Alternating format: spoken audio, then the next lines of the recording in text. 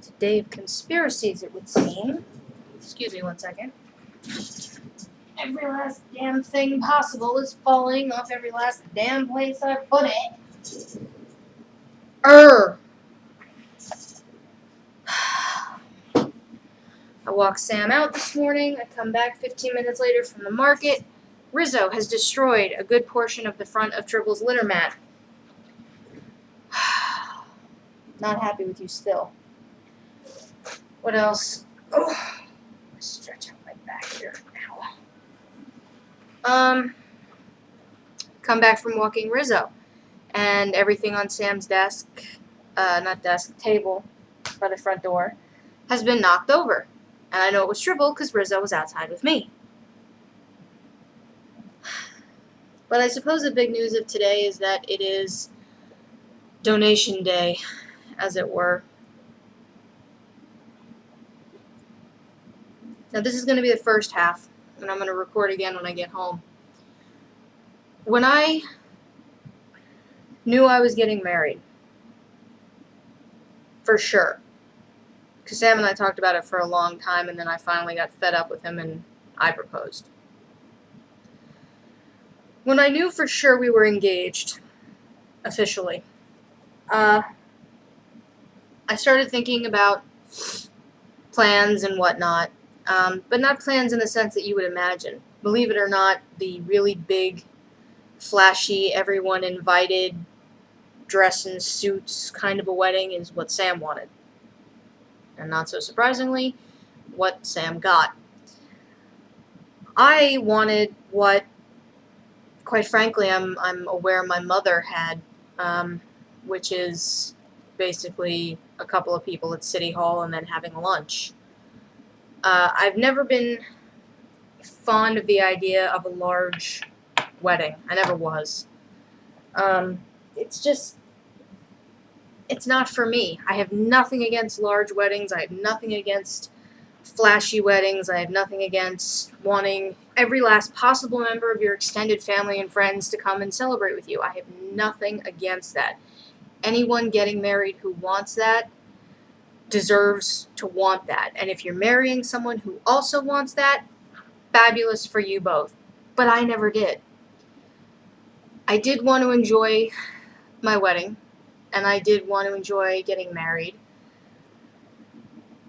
And more than that, I wanted Sam and everyone else to enjoy it. So, despite what I wanted, that's what happened. A dress that got customized. Actually, for the things I was responsible for financially when it comes to that wedding, meaning responsible for planning, not paying for, because I'm still personally broke as dirt, poorer too. All the things I was financially responsible for came in way cheaper than most people would ever think they could. Not the least of which is because there were other things that I knew were going to be more expensive that could not be avoided. You know? At the time, my maid of honor was doing a summer program in Italy, and it was kind of like midsummer to late fall, and she was kind enough to agree to come back for the wedding. I mean, honestly, I was at a point where I was like, I'm willing to put it off. I don't want you to have to go through the jet lag. I want to schedule this so that everyone can come comfortably. But she said, no, that's when it is, and I'll come back. I can deal with it. And she did. So paying for her travel was something that was going to be more expensive that I needed to make sure we had budgeted for. Because obviously, if she's going to make that kind of effort on our behalf, it's up to us to pay for it. That's just a given, I would think. But I'm getting off track. The reason I'm bringing up the wedding is that when all of that planning started, one of the things I said to myself was, you know what, I want to do something that's just for me, to know, starting off this part of my life, I'm doing something beneficial. Aside from being married. Being married, for a lot of us, can be beneficial. Having someone to share our life with, having someone to love, having someone who's willing to, quite frankly, put up with our fucking shit. and nonsense is a remarkable thing. You know, people go on and on about the lovey-dovey, smoochy, passionate, sexual, have not, what not, extensiveness. And if you have all of that, that's good, I suppose. But quite frankly, I've been through enough in my life that for me, a marriage is being able to spend quantities of time with someone, which is either quality time of intimacy or just as quality time apart. Now, Sam and I can sit in the same room for hours, not really talking that much. He's on his computer, I'm watching TV, I'm in the other room, and it's fine. But we can also spend Saturday or Sunday or longer together, and we may get into it once or twice just because, we're human and we're different, but overall, it's worth it. We want to spend that time together. And quite frankly, I said this at my wedding, I've said it on this vlog, and I'll say it again. No one, including myself, ever thought I would find another human being capable, let alone willing, of putting up with and dealing with my nonsense. I can be jealous. I can be possessive. I am a bitch. I know it. I embrace it. This is part of who I am. But Sam has, for reasons that will never be clear to me, decided that all of those things I've just described about myself, which 98% of the human race will take as pejorative description, he sees those things and he says, well, that's who she is. I love her for who she is. Okay, she can be possessive and she can be jealous. It comes from the fact that she cares so much. It comes from the fact that she loves enough to fight for what she feels is hers, to defend what she cares about, And Sam is not afraid, sometimes, to look me in the face and say, well, as you've said many times, you're a bitch. This is part of what you do. And he's absolutely right. I'm not mad at him for saying it. I'm not mad at him for calling me on it. The truth is the truth. I don't care who you are, where you are, what you are, or when it happens. The truth is still the truth.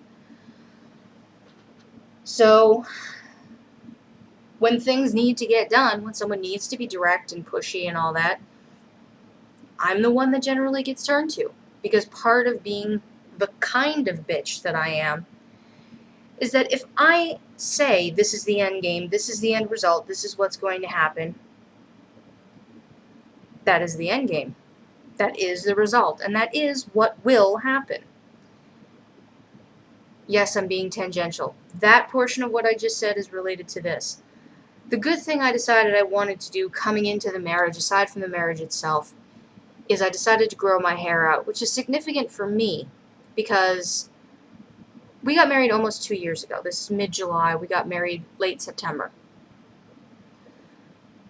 Almost 2 years ago, I started growing my hair out. Now, prior to that, my hair had been short. And I don't mean short, like here. I mean short. For the better part of 15 years, 16 years. The short hair fit my personality, it fit my style, it fit my facial structure, it fit my aesthetic, it fit my personality. But I decided to grow it out because I wanted to do a personal, I don't know if you'd want to call it act of charity or mitzvah. I mean, either way, the point is a good deed. So I let it grow out, knowing full well that the whole point of growing it out is that when I decided it was time for it to be cut, it would be to donate to Locks of Love, the cancer society who makes wigs for those going through chemo and such. Now, in the interim, someone I know has 2 daughters, one of whom just went through a battle with cancer, and recently, according to her postings on Facebook, has come back cancer-free, which is, phenomenal, of course. But during this heat wave, I've been losing it. I've been losing it. All of my patience, all of my tolerance for it. And for months now, prior to the heat wave even, I was thinking it may just be time. 2 years may be my limit. I mean, if I were to put my hair down right now, you'd see it's about, like to here. It's easily 10, 11 inches long, and 10 inches is the minimum donation for Locks of Love. So if you're thinking of growing your hair out for Locks of Love, be aware. My hair grows like a weed, and still it took 2 years with minimal haircuts every 3 to 4 months for it to get long enough, okay, to reach the minimum. But today is D-Day. Today I am getting it cut, and I'm going back to short hair, and it's difficult in the sense that I had been planning on letting it grow until whenever the point came that I was due to give birth. Now, Sam and I haven't conceived yet. We haven't even come close to talking about when that will be. Well, we have, but we haven't, and there's been discussion of dates, and it's a whole long agita kind of a thing. But the point is, it is such a ways off that I don't feel capable of continuing to let it grow to that point. Now, I know the universe works the way the universe works, and karma is what karma is, and there's every possibility that between now and when we've discussed it being in the plans, something will change when that is actually going to be. Sadly pulling it forward, or sadly pushing it further away, depending on which of us you talk to. But I've decided enough is enough. And I want to do a good thing. I want to see this through to the end goal. But one of the things I've been talking about recently with Sam is that I genuinely don't care if I disappoint people. I don't. Because, quite frankly, no one's opinion really matters to me. It doesn't. Not when it comes to how I dress, not when it comes to how I look, not when it comes to my style, not when it comes to my tattoos, not when it comes to how I live my life. Opinions of other people don't matter to me. Because I believe the statement, opinions are like assholes, everyone's got one, they all stink. I also accept that by the same turn, anyone I give an opinion to is likely going to think the exact same thing, and not even give my opinion a grain's worth of salt weight in their decision-making process. But Sam's opinion carries at least a little bit of weight with me. Not that it'll influence my decision, not that he'll ever make my decision for me, even he knows better than that. But I married Sam. I have chosen to give him a position, I have chosen to give him a title and a status that lends itself to more importance than the average person. It's not like your siblings, you have no choice, they're your siblings. It's not like your parents. The vast majority of us don't choose who our parents are unless we're older and it's an adoption situation, and, that's a very marginal group. So marriage is really one of the last vestiges where you're saying this other person is important enough to give this gravitas to when they open their mouth. So I had been talking it over with Sam the last couple of days, and to his credit, as is often the case with many of the things I say about myself and how I want to do things, he said, well, I didn't realize 10 inches was the minimum. I thought you were well past the minimum and you were just trying to make a significant donation by being patient and letting it grow. He also said, I'm paraphrasing, by the way, always paraphrasing.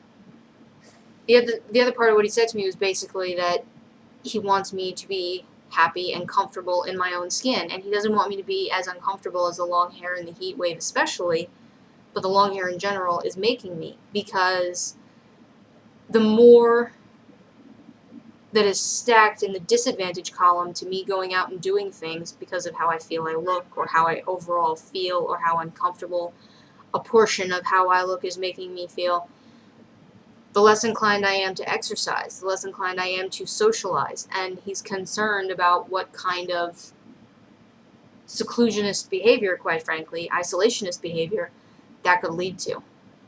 And I'll give him points for it, because he knows damn well that there was a period in my life where I suffered from a sort of secondary agoraphobia because of what I'd been through with my mother. So, credit to him for being aware. And a bit more credit to him for knowing that I need to know his primary concern is my sense of comfort with myself. So today is D-Day. I am literally 40 minutes from the time I'm supposed to have my hair cut. And I'm getting ready to walk out the door as I speak. So here's the farewell shot of the long hair. I'll brush it out for you for this last couple of moments here. See what I mean? This is 2 years. 2 years it's been growing. And it's made it just below my shoulders here. So as a ponytail, it's easily 10 inches long. Easily.